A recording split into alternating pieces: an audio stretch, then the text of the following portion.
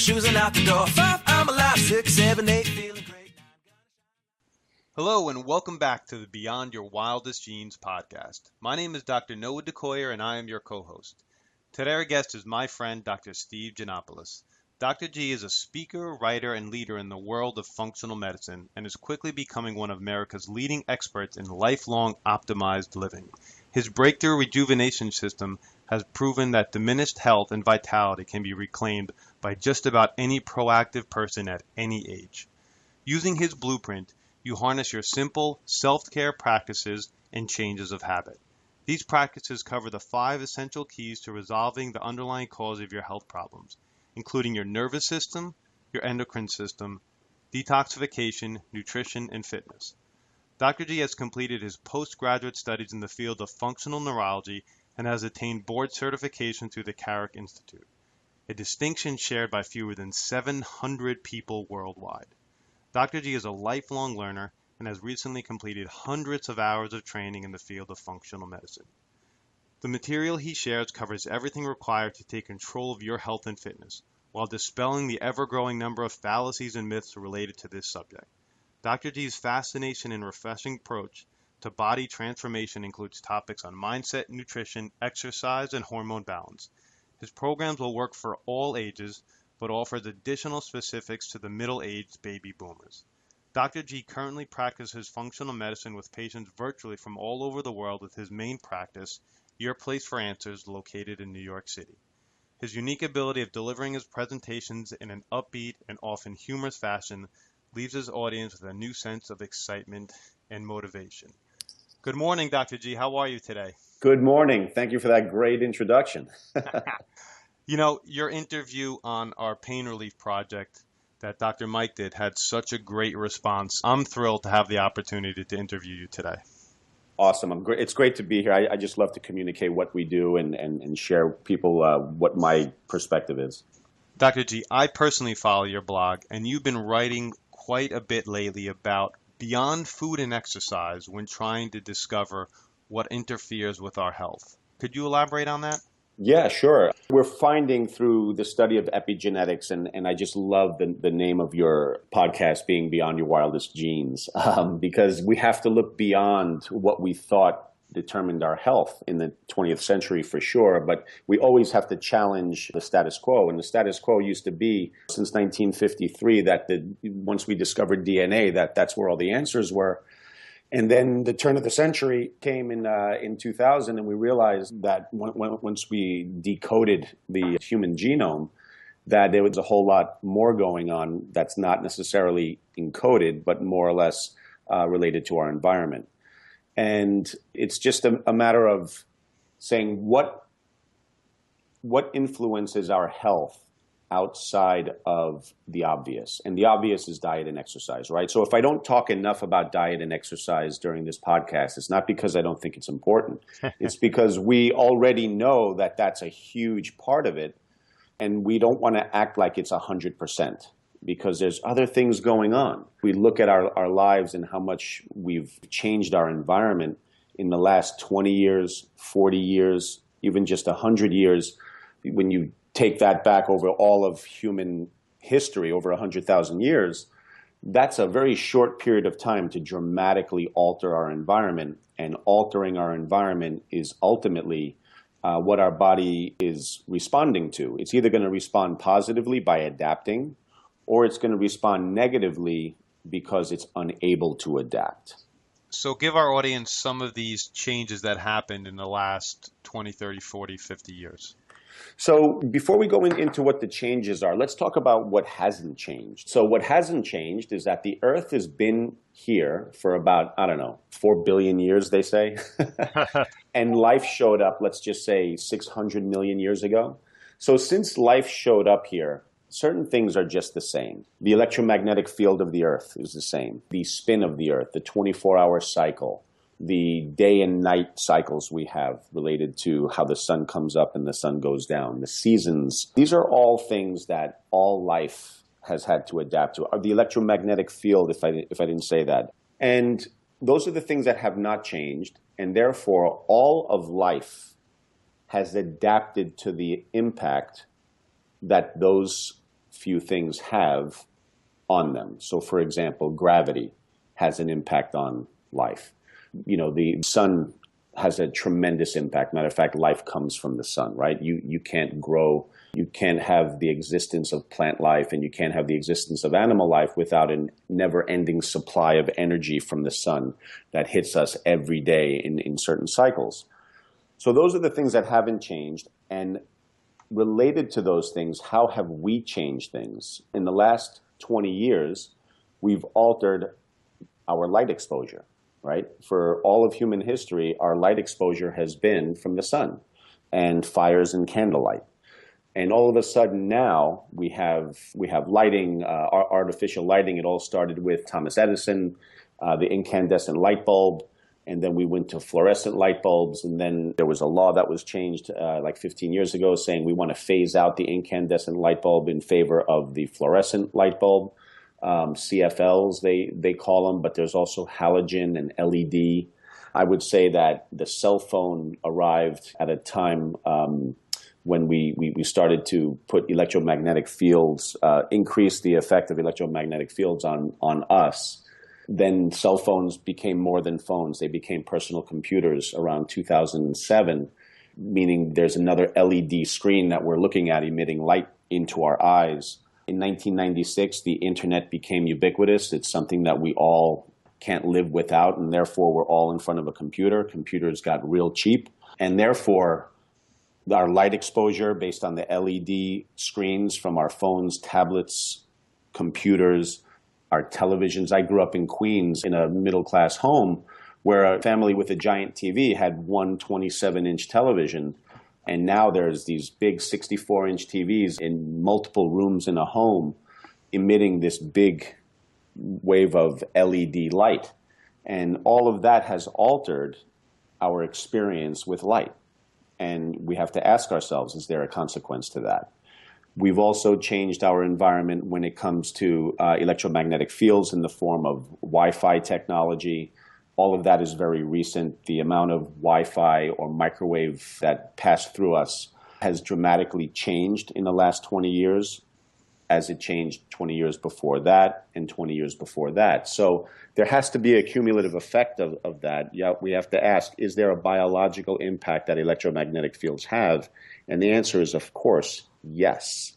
Especially if we look at our bodies as not just biochemical bags of nutrients, but if we look at our body as an actual producer or conductor of electricity and electrons, protons, neutrons, from a more quantum standpoint. So I could talk on and on and on. I mean, we've changed our water with chlorination and fluoridation. We've changed our air quality. Most of our air quality is indoors. Pollution rates. If you live in a city like New York or Newark, New Jersey, or Chicago, and there's a significant amount of smog, the pollution, chances are the pollution inside of your house is 3 to 5 times greater than the air pollution outside of your house. And that pollution in many forms, volatile organic compounds, they call them VOCs, mites and dirt and dust and all of the stuff that we just don't know what impact it has on us because we've introduced so many of these things so quickly into the human experience that the health impact it has is not obvious and it's cumulative. So like I said, I could talk on and on and on about this, and I can go into tremendous detail, but I want to kind of set the stage for where I'm coming from when we talk about beyond food. They are ubiquitous. I mean, there are great benefits to having a computer in our pocket and the internet and light and not having to worry about whale blubber and whale oil to light our streets. I believe also that there are consequences. How can we mitigate some of those consequences, or what are some of the cutting edge things that we can do or you've done or you've seen to stem the tide of this massive and quickly coming change? So one of the things I learned in practice, and you've known me for a long time, I've constantly adapting my life and my practice based on the knowledge that we learn. And what we think is true today may not be true tomorrow. And certainly what was true yesterday is not true today. So we do have to take it with a grain of salt. There are 3 choices that we have. I wrote in one of my blog posts, you can put your head in the sand and just pretend just live your life the way you always lived your life. And when you get sick, you'll deal with it, and society will deal with it. Nobody listening to this podcast wants to ascribe to that. Now, you could also run and hide. There are people running all over this country looking for where can I live that has the fewest EMF pollution and air pollution and this pollution and that pollution, and they go into the mountains and hide. And they can be very healthy and hide as much as they can. You can only hide so much. I'm not interested in that. I love New York. I love New York City. I don't want to go anywhere. So what I'm going to do is option number 3, and that's understand human physiology, understand our evolutionary ability to adapt, and try to help myself adapt through knowledge and technology. So a couple of things as it relates to light. I could just put a couple of things out there. So right now I'm wearing glasses, and people see me and they're like, you don't wear glasses, or you never wore glasses before. But I wear glasses whenever I'm indoors under fluorescent lights, whenever I'm working at a computer. And the glasses I wear are called blue light emission protective glasses, or BLEP, B-L-E-P. That's just one company. BLEP is just one company that does that. There are several blue light emission protection glasses that you can buy. You know, they used to be called blue blockers, and there were these goofy looking amber things they sold on late night TV. But now they look more like normal glasses. They're not tinted, and they block the damaging effects that blue light from LEDs, halogens, fluorescent lights have on our eyes and on our biology. That's one thing that you can do. Another thing you can do is download software. There's a software called Flux that's free. It takes about 5 seconds to download it into your computer. You set the location of your home or the location of your computer. You set the time of day, and your computer will emit light based on the time of day and the aspect of the spectrum that is most prevalent during that time of day. So if I'm working on my computer in the evening, there's almost like an orange amber kind of tint coming off of my computer. So I'm not constantly getting those signals to my brain of blue light. I want to elaborate on that a little bit because it sounds a little crazy. When the sun comes up, we get white light from the sun. When the sun comes up, the end of the spectrum, we all know the colors of the visible spectrum are from blue to red and all of the colors of the rainbow in between, just like the rainbow. And in the morning, when the sun comes up, it's heavily weighted towards the blue end of the spectrum. And then as the day progresses, it gets more heavily weighted towards the red end of the spectrum. So a great thing to do is to let your brain know where you are on the planet, what season it is, and what time it is by being outdoors for 3 to 5 minutes at sunrise and being outdoors for 3 to 5 minutes at sunset. This is a great, healthy thing to do, great practice. All my patients who have dogs find this very easy to do. But just being outside, it tells your brain by the light hitting the retina, going to the suprachiasmatic nucleus of your hypothalamus, saying, okay, this is the time of day. Let's now set our hormones, right? Because the hypothalamus is where our hormone regulation comes from in our brain. Let's set our hormones for energy needs. Energy needs is appetite. Energy needs is how we burn energy, how we burn fat, how we burn carbohydrates. Energy needs is thyroid hormone.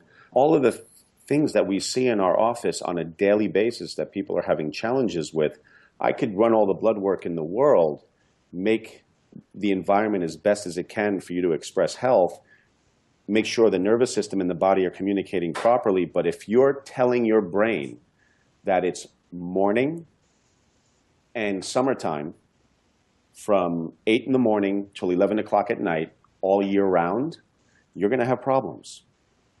You're going to have problems, and that needs to be addressed. So just to make it very simple, protective eyewear, software on your computer to make sure the light emitted from there is appropriate. Wearing the BLEP eyewear when you're watching television, when you're watching movies. My children wear them in school because they're under fluorescent lights. This regulates melatonin, which is our sleep hormone. I mean, we can go not just about circadian rhythms and falling asleep and waking up. You might listen to this and say, oh, well, I don't have any sleeping problems. This is not only about sleep. Virtually all of our biology is dictated by electromagnetic fields of the Earth, the sun coming up and down, the season it is on the planet, and all of that is being completely thrown off by the world that we're creating for ourselves. Those few simple tips that you gave our audience is exactly what our audience loves to hear. It's easy to go and buy bleb glasses. It's easy to install that Flux software into your computer. I have it. I've used it for probably 5 years.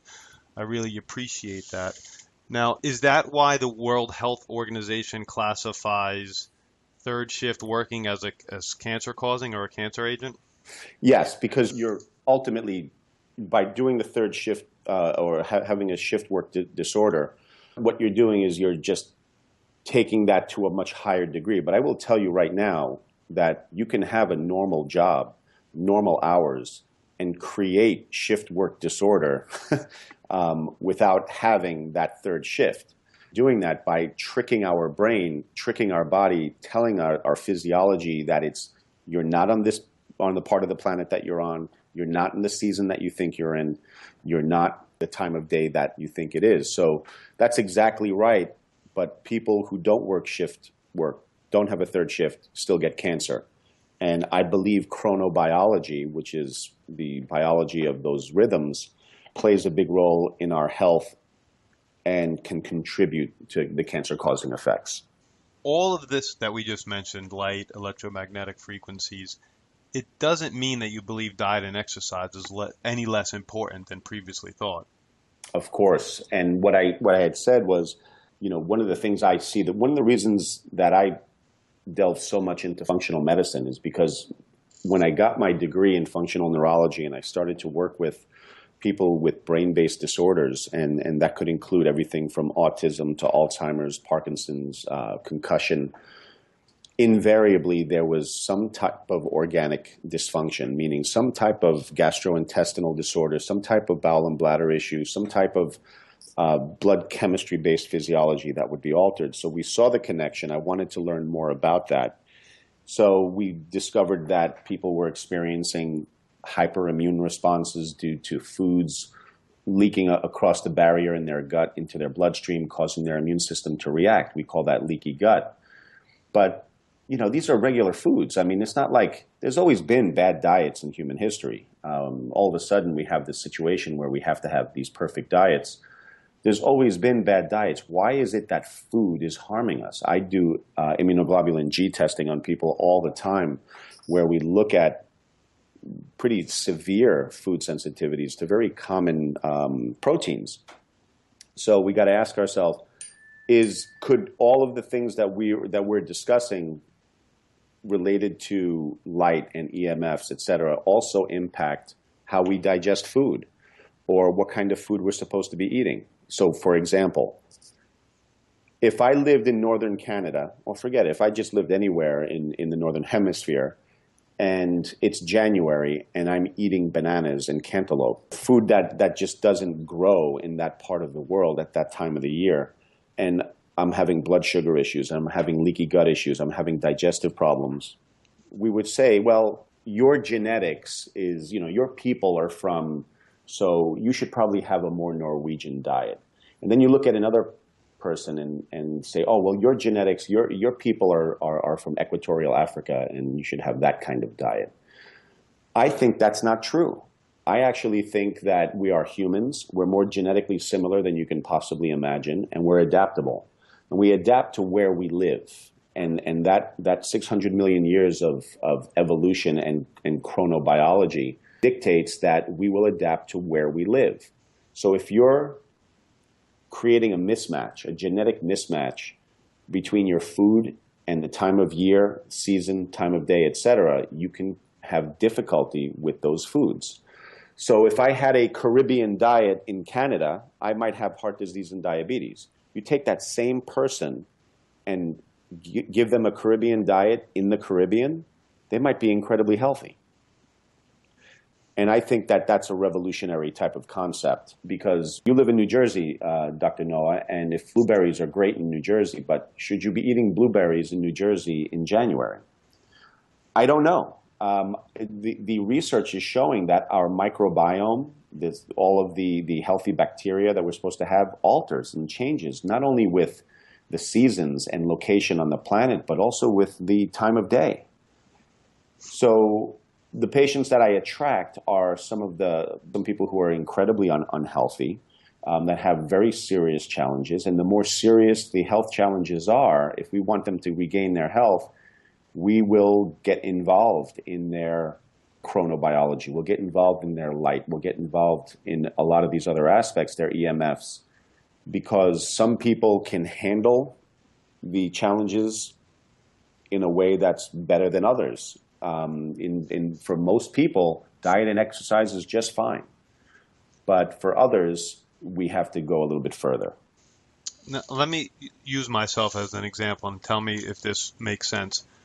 During the summer, when it's warmer outside, I'm much more interested in salads, fruits and vegetables that have a lot of water content. But as it starts getting cooler, I have less and less interest in those foods and more interest in things like squashes and root vegetables and potatoes and sweet potatoes and any of those types. Is that what you're saying in some way, that if you're a well-adapted person, what you eat can change as the seasons change and where you live as well?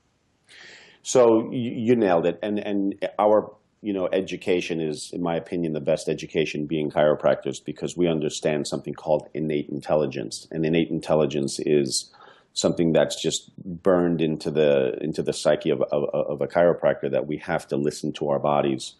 And if you think about it, well, food like salads and all the things you would put into a salad in the summertime grow during the long light cycle, grows in the summertime. So eating it makes perfect biological sense.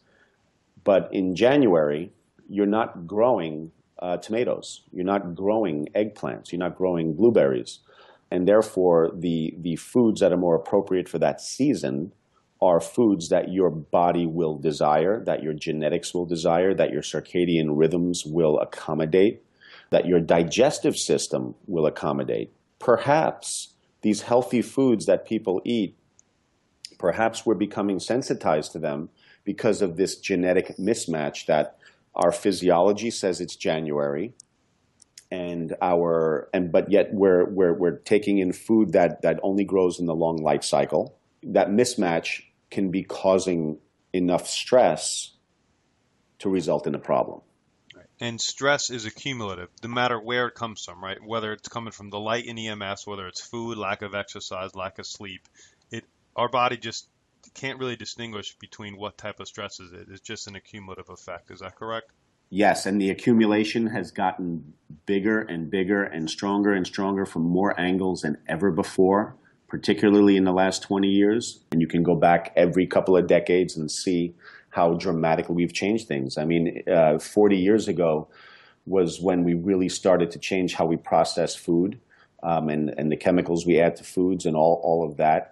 And then there was another dramatic shift in the last 20 years in how we expose ourselves to EMFs and light and air pollution. So these monumental shifts in our environment, these are monumental. They're happening in just 20 years. We can't ask our bodies to completely, perfectly adapt to these things and expect there not to be consequences. I want to take a step back because I want to really drive home some points with our audience, because I know that you're the person to ask these questions to. Terms like epigenetics, epigenome, microbiome, just give our audience some real easy definitions on what those are so they can really understand those concepts. Now, our business's name is Center for Epigenetic Expression. Our podcast name is Beyond Your Wildest Genes. But get down and dirty what those words really mean. Sure. These are, communicating with patients. I always say to my patients, if you're going to be a patient of mine, you have to be willing to accept an education. Not because I want you to become a doctor, but because I need you to become an expert in yourself. So how to define these things has been a big part of my practice. So genes, our genes are our DNA. It's kind of the code that your mother and father gave you. It dictates that you have blonde hair, blue eyes, 10 fingers, 10 toes. That's kind of your genotype.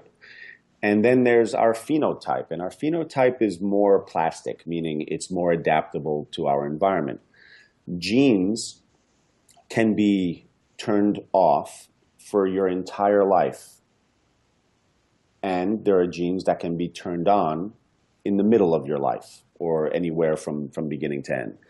So the genes to make, 10 fingers and 10 toes, those are expressed in all of us. They're turned on. Expressed means they're turned on. They talk about genes for cancer and stuff like that. Well, there are no genes for cancer. It's ridiculous to think that you have a gene that's going to turn on and kill you, because from an evolutionary standpoint, that doesn't make sense. But what they really mean is that certain set of genes are expressed when turned on by an environmental trigger. So an environmental trigger, for example, to turn on a gene, you could basically fly from New York, which is at an elevation of 0, and go to Denver, which is at an elevation of, I think, 6,000 feet. So what's going to happen is you're going to turn on a gene that's going to make more red blood cells. A gene that would never have been turned on if you didn't elevate to 6,000 feet. Okay? So that is an epigenetic trigger where the environment has to change for the gene to be expressed. Well, okay, going from 0 elevation to 12,000, 18,000 feet, that's something we've done throughout all of human history. It's something we can easily adapt to. It's an environmental change. But think about the environmental changes we've already discussed in this podcast. And what genes are being turned on and off based on all of those environmental changes. And in combination, those genes can then cause illness. That's how I like to explain epigenetics. It's how your environment will interact with your genes. If it's a adaptable environment, then you'll have a positive expression. If it's an environment that you cannot adapt to, then ultimately in the attempt to adapt, you'll become sick. What were some of the other ones that you asked? Microbiome. Microbiome. So microbiome is, all right, so all living things, all mammals, all animals on the planet have a relationship with other life forms. We know that. We need trees to live, right? We exchange gases with the plant life around us. And we also live symbiotically with those things. And we also live symbiotically with the little critters and bugs and things that are in our environment, and particularly bacteria. Bacteria, it's estimated that we're supposed to have 10 times more bacteria in our GI tract than we have cells in our body, which means 99% of your genes don't belong to you. They belong to a family of bacteria. It's also estimated that we could find probably 3,000 different strains of bacteria that in humans today, but it's estimated that in Paleolithic times, that number was probably over 30,000, which means that the environment that we've put ourselves in through all the things that we've been talking about has really limited the number of bacteria available to us, which can have this kind of symbiotic relationship. In addition to that, we live in worlds, based on the changes we already discussed, that make it more and more difficult for the good bacteria, the ones that we live well with, that we work symbiotically with, to thrive. And that leaves an opportunity available for bacteria that are not so healthy, for viruses, parasites, yeast, things that really shouldn't be in our gut, to cause problems. So the microbiome is the family of bacteria that we live well with, and that relationship is getting sick. The earth has a microbiome. The birds have a microbiome. We all have a microbiome. And we want to make sure that we do the best we can to create an environment where that family of bacteria that's beneficial to us can thrive. It just seems to me that everything we have done, particularly over the last 50 years, have been solely targeted at destroying our microbiome. whether it's fluorinated and chlorinated water, whether it's excessive vaccination, whether it's excessive use of antibiotics, whether it's the introduction of high fructose corn syrup and artificial sweeteners. It just seems that we have, purposefully or not purposefully, have taken a direct attack at our microbiome. Absolutely. All you have to do is go onto Amazon and look up sugar-free gummy bears and read the reviews on these gummy bears that have like xylitol as their sweetener, because there's a, if you have bacteria in a part of your gut where it doesn't belong, particularly the small intestine, this sweetener, it's not really artificial. Xylitol and sugar alcohols do exist in nature, but we use it as a sweetener because has less calories than sugar. But if there's bacteria in an area of your small intestines where you shouldn't have bacteria, the fermentation happens so fast that you will have explosive diarrhea almost immediately. And reading the reviews on Amazon for these gummy bears, for these sugar-free gummy bears, is some of the funniest reading you'll ever experience. It's just too much. But yes, we're destroying our microbiome in so many different ways. I mean, just think about this for a second. Just eating processed food that does not have fiber, food. How do you know a food has fiber? Well, how fast you can eat it will tell you. You can eat a fork full of pasta in about a half a second. But if you take a bite of a carrot, you got to chew that thing, right? Because if you try to eat a carrot fast, you are going to have, you're going to choke on it. Because of the fiber content, you have to chew and chew and chew and then swallow. And that our GI tract is designed to really work hard to digest food. If we're eating processed food that is so fast, is so readily digestible, that it happens in the first 2 feet of the small intestines, there's nothing left to move into the large intestines to feed all your microbiome, right? Because when we eat foods that are difficult to digest, that have complex carbohydrates and protein like vegetables and healthy meats, that food will make it through the small intestines, not 100% digested, and what's left feeds, is a prebiotic, so to speak, for the family of bacteria in your large intestine, which is where most of your bacteria lives. So just eating easily digestible processed food alone will starve it will starve out the microbiome in the large intestines. And there's no mystery that the further away from your stomach you are, the more likely you are to experience cancer and colitis. So that's why most cases of colon cancer occur in the descending and sigmoid colon. Right, exactly. Now, you've mentioned the word adapt a few times. Dr. G, is it fair to say that most of your practice revolves around helping people adapt to themselves and their environment? Yep. I call it personal environmentalism. Oh, hit on that. Let's go right there and talk about that. Yeah, personal environmentalism. Everyone's so concerned about the global warming, and there's a place for that. I'm not saying I'm not concerned. I am concerned, but people need to be a little bit more concerned about their personal environment, where they immediately interact with their environment. So we interact with our environment by our skin, our eyes, our muscles and joints, and our food, our gastrointestinal system, and of course our lungs, the air we breathe. That's our immediate experience with our environment.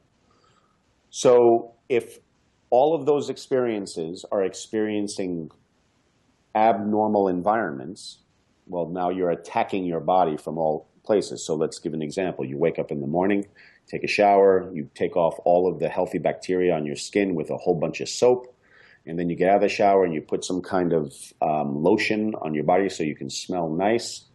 And that lotion has ingredients in there you wouldn't, feed to your to an animal. There's, if you just look at the ingredients list of the things you put on your skin and ask yourself, would you eat that? If the answer is no, don't put it on your skin.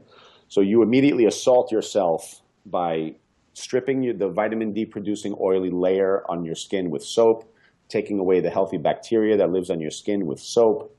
I'm not saying don't use soap, but we don't need to use it as much as we do as a culture. So that's our skin being insulted. Now, we could probably go it further throughout the day and talk more about that, but let's now move to the air. It's wintertime, here in New York and New Jersey. Everyone has their windows closed. I know in New Jersey, the reservoirs are full of bacteria after a rainstorm.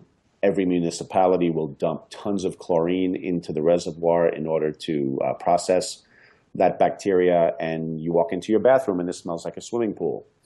That water sits there all day with the toilet seat up, or when you take a shower and the chlorine gets into the air and you breathe that in. So now you're harming your lungs.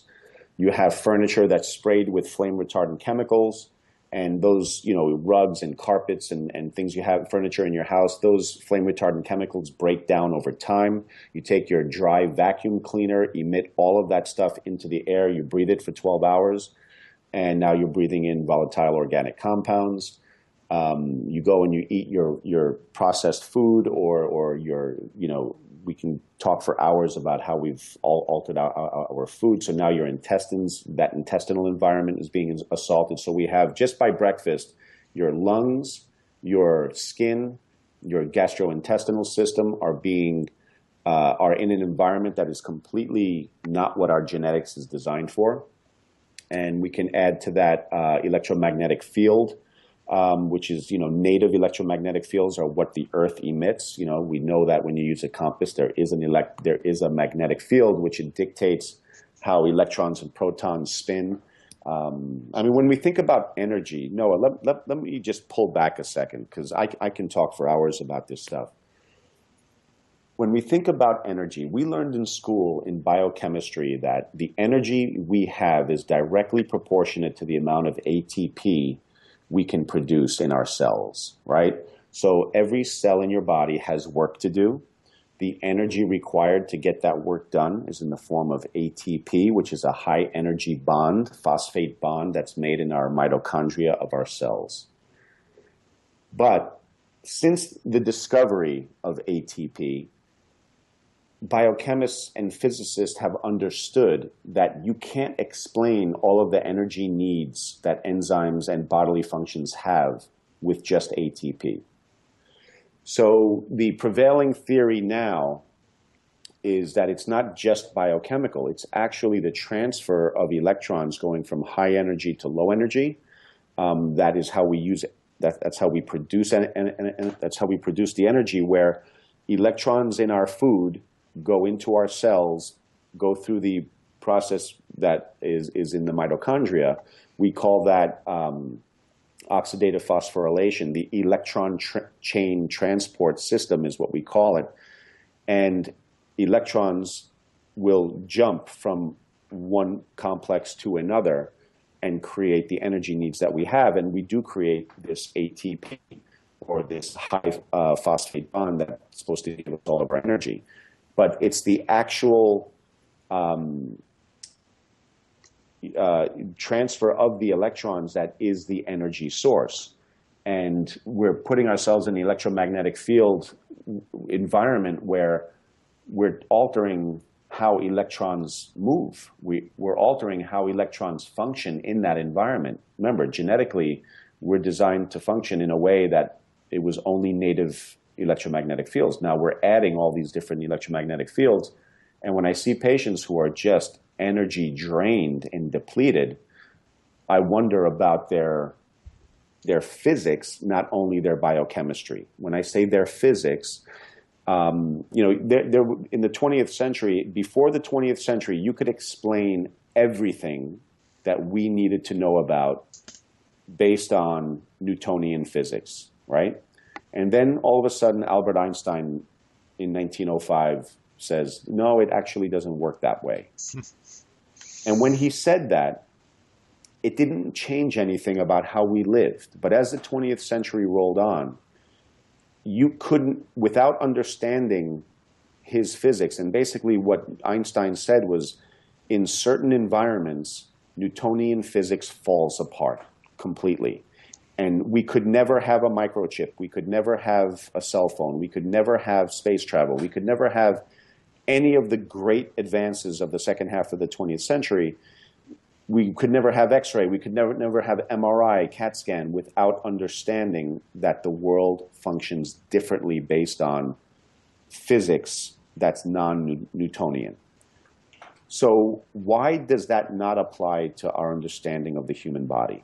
Why do we not discuss the importance of how electrons move and protons move in the human body? Why is it still so Newtonian in what we learn and how we address the body? It's very Newtonian to say you have high blood pressure, take this pill and it will lower it. That's a very Newtonian thing to say. Try to use Newtonian physics to make a superconductor in a semiconductor in a computer chip. You could never do it, right? Electrons don't pass through ceramics unless you apply quantum physics, and then it becomes a superconductor of electrons. So in understanding human physiology, we got to ask ourselves, what about our experience with light? What about our experience with electromagnetic fields can alter our energy production in our cells, right? I mean, there's implications here for obesity. There's implications here for diabetes. There's implications here for every chronic disease that you and I see on a daily basis. So that kind of understanding quantum biology is a big part of where my studies are going. Now, could we use the term biohack in this situation? Yeah, because if you're going to choose to live in the environment that we created and you want to have as little negative impact on you as possible, you have three choices. You can put your head in the sand, which means there's no biohacking. You just use Newtonian based medicine to reduce your symptoms as you get sick. You can run away. And when you run away, that's biohacking. You're avoiding the toxic environment. Or you can stay in the toxic environment and use biohacking techniques like we said before, eye protection, computer protection, stepping outside, sunrise, sunset, mitigating the electromagnetic fields in your home, getting rid of microwave ovens, getting rid of microwave emitting Wi-Fi when you don't need it. You could plug your computer with the hard wire. Get your Wi-Fi router out of your bedroom. I mean, there's tons of things that you can do, and they each have an effect. Some people would argue those effects might be very small. Others would argue they're good enough. I mean, you can go back and forth. You can take this as far as you want. If you're going to build a new house, understand what VOCs are, volatile organic compounds, and use low VOC materials. If you're going to buy a new mattress. So there's a lot to know. There's a lot that you can do to just systematically chip away at the level of toxicity that we're exposing ourselves to. Couldn't agree more. Now, I think you've answered this question throughout our entire interview, but I'm going to ask it anyway. I know that you work with conditions such as and ranging from scoliosis to colitis, Crohn's, autoimmune diseases like Parkinson's and Alzheimer's, diabetes, hypothyroidism, etc. Is there a common thread that ties all of these conditions together? Yeah, adaptability. We did hit about that. Adaptability. You know, here's one of the best for the audience here, and I know the audience. Some of them might be doctors, some of them might be just the lay public, and it's hard to communicate with both populations at the same time. I think we're doing a pretty good job. But here's an example that I think both populations would definitely appreciate. So we know that our grandparents and our parents are increasingly concerned about their eyesight, right? We have, I don't remember hearing more about macular degeneration than ever before than I hear it now. Of course, cataract surgery, etc. So the researchers were concerned about people who had cataract surgery, which means A cataract is basically the lens in your eye that allows light to pass through and hit your retina becomes cloudy. And that cloudiness prevents the light from effectively hitting your retina and alters your vision. So what we do is we take that lens out because it's foggy, and we put a synthetic lens in, and away we go. The senior citizen now has better eyesight, and they're very happy. But they have problems sleeping. So the researcher said, maybe there's something to be said about this blue light stuff. So they put synthetic lenses in the research group with blue light protective technology. And they noticed that their sleep improved. But what they didn't even begin to hypothesize before the study, but what they saw was not only were there changes in their ability to sleep, but there were changes in their diabetes, there were changes in their heart disease, there were changes in Alzheimer's, there were changes in Parkinson's, there were changes in so many aspects of health, like you just mentioned, a litany of conditions that people come and see me for. Almost all of those things were impacted by blue light, protective lenses put in for the cataract surgery. So from that research came the idea that, maybe the formation of a cataract, which is that fogginess, is your body's way of protecting itself against toxic blue light that we're overexposing ourselves to. That fogginess is actually an adaptive response, right? That's an epigenetic experience. It's saying, the retina is saying, you're burning my retina with this blue light. I'm going to now fog up the lens so I'm not made completely blind, right? So that's the hypothesis, right? That it's an adaptive response, because what you do is now you put the cataract in, you put the synthetic lens in without the blue light protection, and now you're bathing the retina in blue light again, and what do you get? Macular degeneration. Okay? So this is a big deal.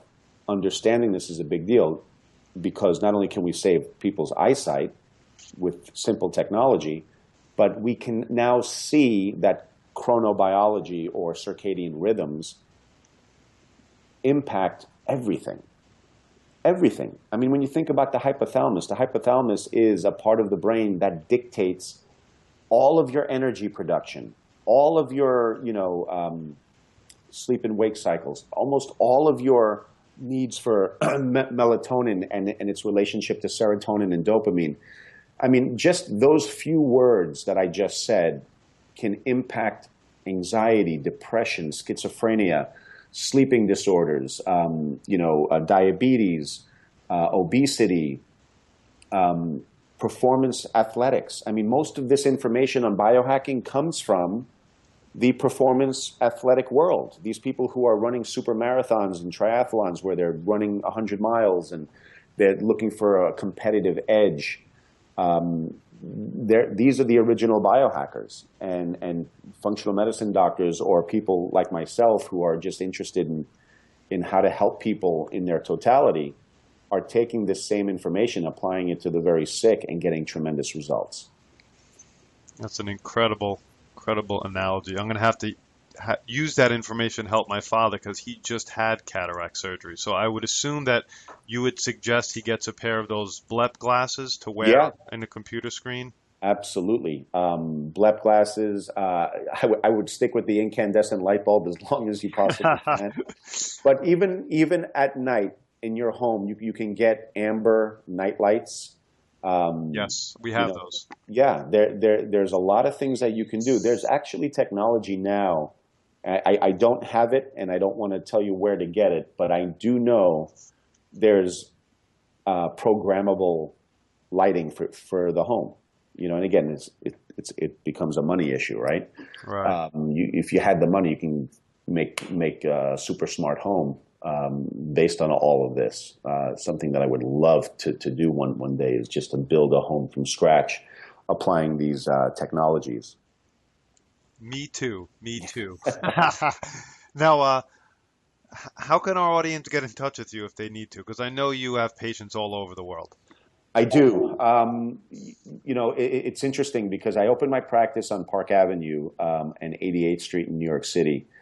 And I didn't realize that 30% of the work that I do was going to be 30 to 40% now is long distance.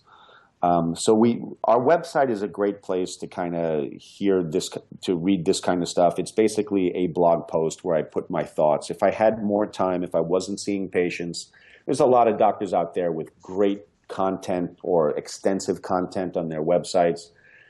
And when I explore and I try to find out who a lot of these doctors are, I realize that they don't really practice anymore, or they never really practice in a busy kind of way. I'm a busy practicing practitioner.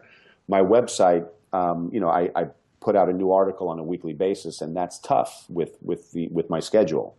But drsteveng.com, that's drsteveng.com, Stephen with a V, is where you can find all our information.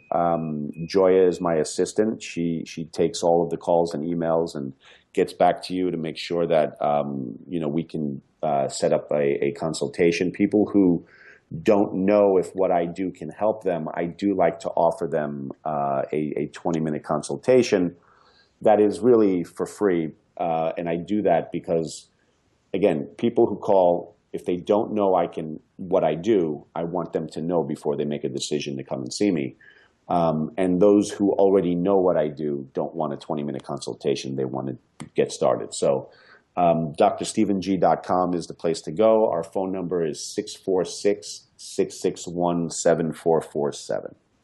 I could just personally say that your assistant, Joya, is a rock star. So she'll get back to you if need be. Absolutely. If anybody wants to hear another interview we did with Dr. G, you could find Dr. Mike's interview at www.thepainreliefproject.com. Dr. G, we truly appreciate your time. Any last words for us? We covered a lot of stuff. And if there's ever a time you wanted to pick one thing and dive deep, I'm happy to do that. I really enjoy the conversation.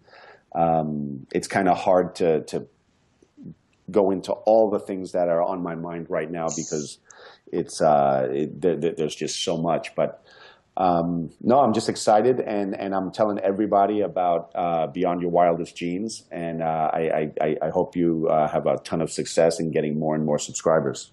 We will. We're up and over 5,500 already, so we're moving in the right direction. That's for Very sure. nice. Awesome. My name is Dr. Noah DeCoyer, your co-host, and you're listening to the Beyond Your Wildest Genes podcast. If you like what you've heard today, please share this with your friends and family and encourage them to subscribe on iTunes. Thank you, and as my oldest son Hayden says, be awesome and never unawesome.